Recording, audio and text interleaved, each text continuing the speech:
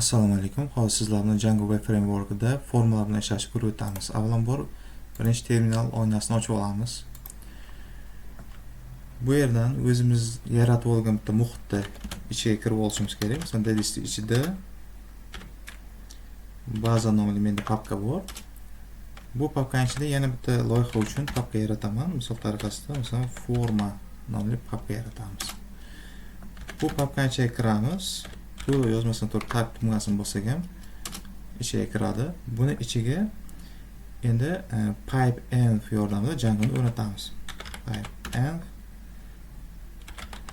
install Django.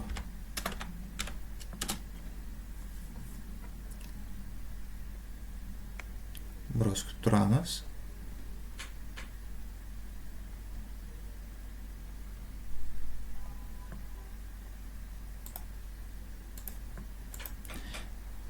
Django o'rnatildi. Endi virtual muhitni ishga tushirishimiz kerak. Ya'ni pipe-env shell komandasi yordamida virtual muhitni ishga tushiramiz. Virtual muhit ishga tushgandan keyin endi Django loyihani yaratishimiz kerak. Ya'ni Django admin start project config, ya'ni loyiha nomi, keyin nuqta qo'yamiz joy tashlab. Ishga tushdi. ls bilan komandani ko'rishingiz mumkin. Mana yaratildi. Xuddi shunday endi bitta app ham yaratamiz. Python manage by start app. App nomini misol tariqasida apps deb nomlaylik. Yoki masalan app1 deylik.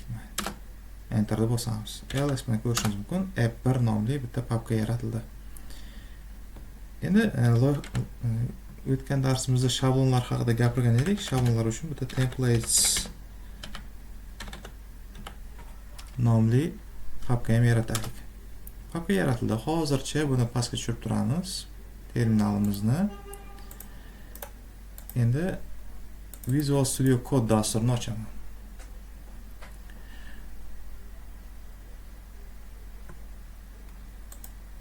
Ya'ni bu yerdan Open Folder bo'limini tanlab, o'sha formani ichiga kirib, bu yerda Weber papkani tanlaymiz.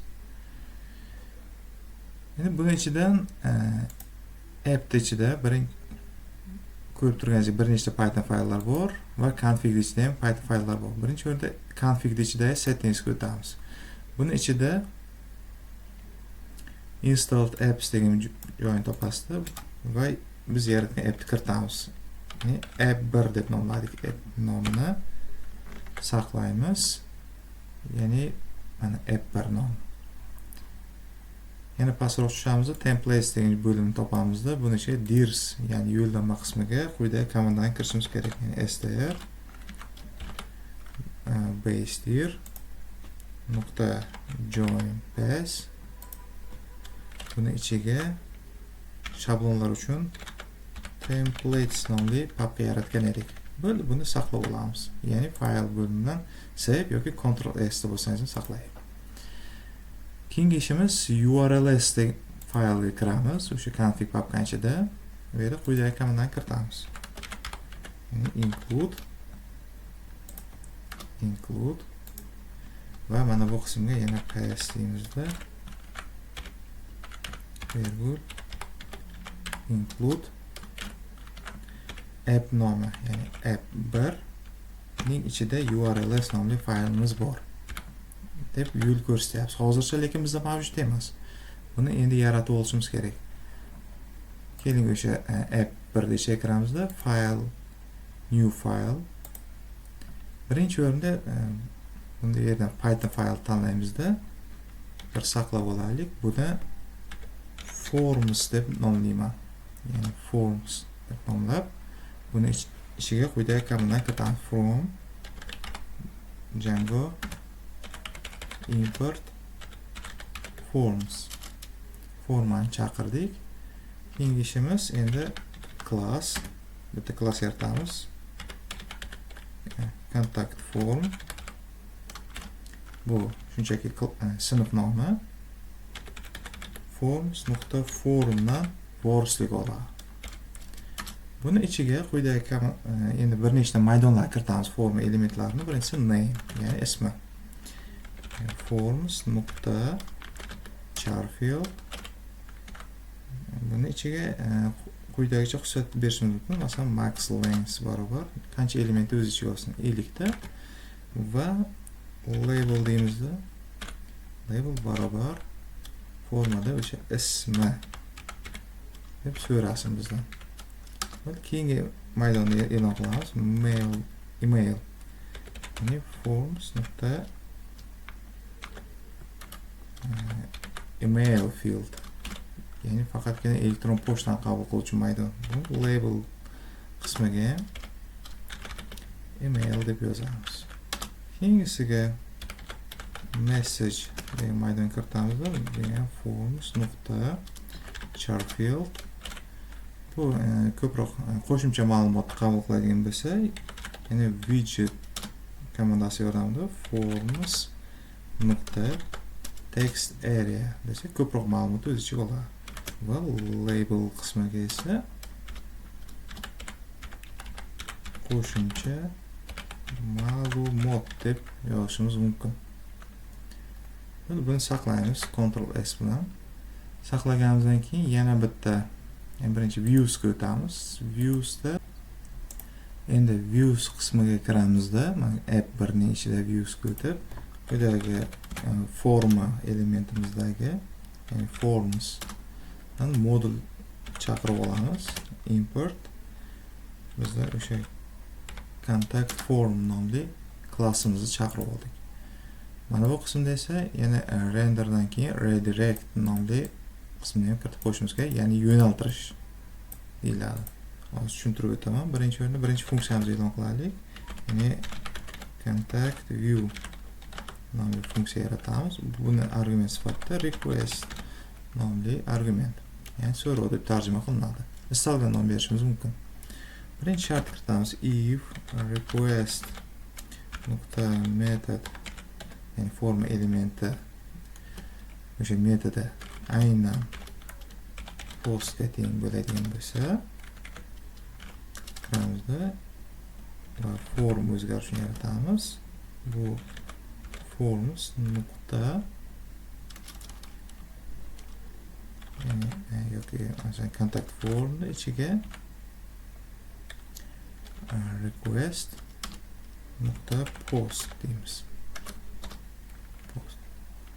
Pastga tushamiz. Yana if form nuqta is valid, agar to'g'ri to'ldirilgan bo'lsa, bu yerda name barobar form nuqta clean data deyimizda, mana bu qismga name, ya'ni o'sha tekshiruvdan o'tgan ma'lumotlarni o'sha tozalagin. Email barobar xuddi shunday, yana form nuqta clean data bunisiga email. Keyingisiga message edi, keyingi maydonimiz. Buni ham xuddi form nuqta clean data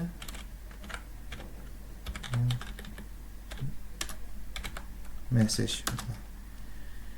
Agar to'g'ri to'ldirilgan bo'lsa, keyingi ishimiz ma'lumotlarni o'sha terminalda chiqarib bersin. Ya'ni quyidagi tartibda ism degan matnni chiqardi va uning ismini bizga ko'rsatgan. Virgul qo'yamizda email ikki nuqta matn chiqaramizda va uning emailini kiritadi. Va virgul xabar deb qo'yamizda ikki nuqta va message message chiqarib bersin. Pastga tushamizda return redirect o'sha muvaffaqiyatli to'ldirilgandan keyin bizni success nomli HTML faylga yo'naltiradi, keyingi sahifaga. Aks holda else form barobar contact form bo'sh formani qaytarsin. Return render house ichida request, ya'ni qaysi sahifaga yo'naltirish kerak. Request contact.html virgul bitta lug'at yaratamiz, ya'ni form form o'zgaruvchisini jo'natsin. Keyin yana bitta bizga funksiya kerak bo'ladi. Def success view deb nomlaymiz. Bunga ham argument sifatida request kiritib return render ikkinchi sahifa uchun yana request virgul success .html bo'ldi. Buni saqlab olamiz. Saqladik. Keyingi ishimiz yana fayl bosib new file deymizda, Python fayl. Endi urls da yaratib olishimiz kerak mana apperda ichida.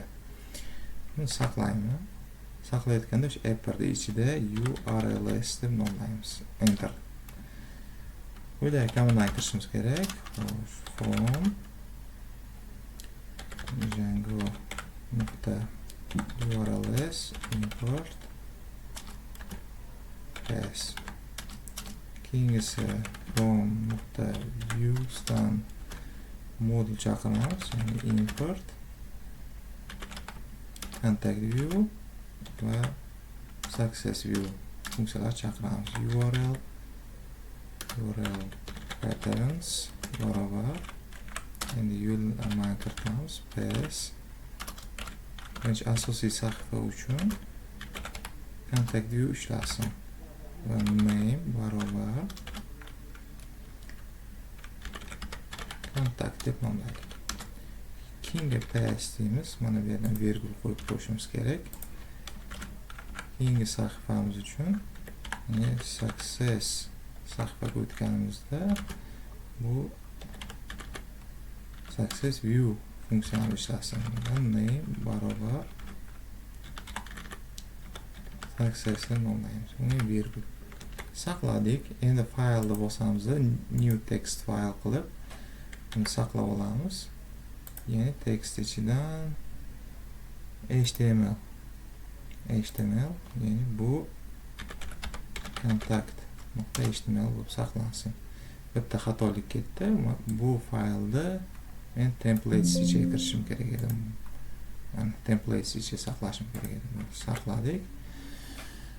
Buni ichida quyidagi komandani kiritamiz, ya'ni h1 biz bilan bog'lanish. HTML kursidan biroz xabaringiz bo'lishi kerak. H1 bu qalin shrift qilib chiqarib beradi. Keyingi ishimiz Django komandani ishlatamiz, ya'ni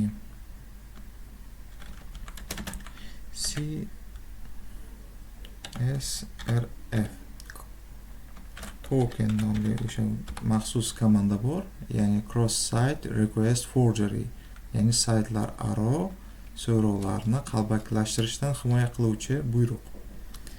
Keyingi buyrug'imiz esa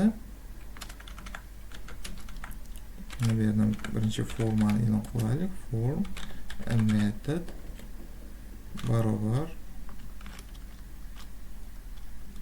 post. Buni ichiga keyingi o'zgaruvchini yaratamiz, ya'ni form o'zgaruvchimiz bor edi, lug'at sifatida jo'natuvdik. Buni p sifatida chaqiramiz. Ya'ni mana bu qismda ko'rishingiz mumkin.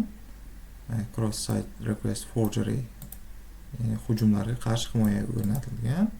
Biz esa mana bu form sp sifatida chaqirib olyapmiz. Yoki buni form stable, form ul sifatida chaqirsa ham bo'ladi. Endi bitta tugmacha qo'yib qo'yaylik. Ma'lumotlar jo'natuvchi type barobar submit, ya'ni yuboruvchi qilib jo'natamiz. Bu yerga yuborish deb yozib tugmachani yopamiz. Va formani ham yopsak bo'ladi. Mana buni saqlab oldik. Yana bitta fayl yaratamiz. Bunda bu ham html fayl bo'lsin. html. Buni nomini success nomlaymiz. Undov belgisi enter'ni bossak, mana bu qismga muvaffaqiyat deb nomlaymiz va bu qismiga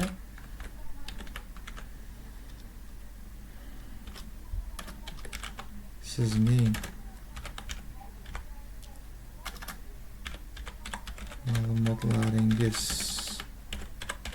qabul qilindi. Tez orada siz bilan bog'lanamiz. Va ortga qaytish uchun a tagidan foydalanamiz. A ref barobar Django komandasini kiritamiz. Ya'ni URL kontakt nomini berib qo'ygandik. Kontaktga o'shanga qaytsin. Ya'ni ortga qaytish va yopamiz. Va bu keyingi qatordan turishi uchun break, ya'ni br ni kiritamiz. Break so'zini qisqartmas. Endi bir ishlatib ko'raylik natijani.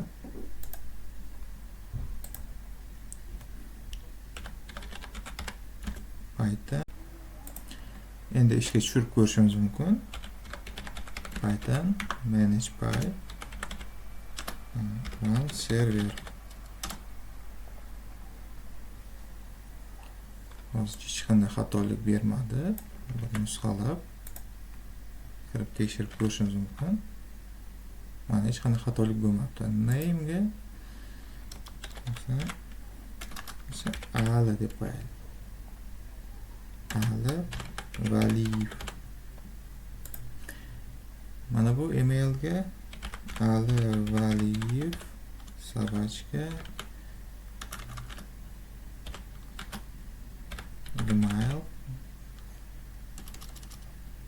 gmail.com qo'shimcha ma'lumot sifatida masalan Termiz shahri va hokazo bir nechta ma'lumot jo'natishimiz mumkin. Yuborish tugmasini bosamiz. Sizning ma'lumotlaringiz qabul qilindi va tez orada siz bilan bog'lanamiz. Terminalda ko'rishimiz mumkin. Mana ism Ali Valiyev, email, xabar Termiz shahri. Ortga qaytish tugmasini bossak, ortga qaytdi yana. Mana bu qismda agar to'g'ri success deb yozadigan bo'lsak, birdan bu sahifaga o'tib ketaveradi. E'tiboringiz uchun rahmat.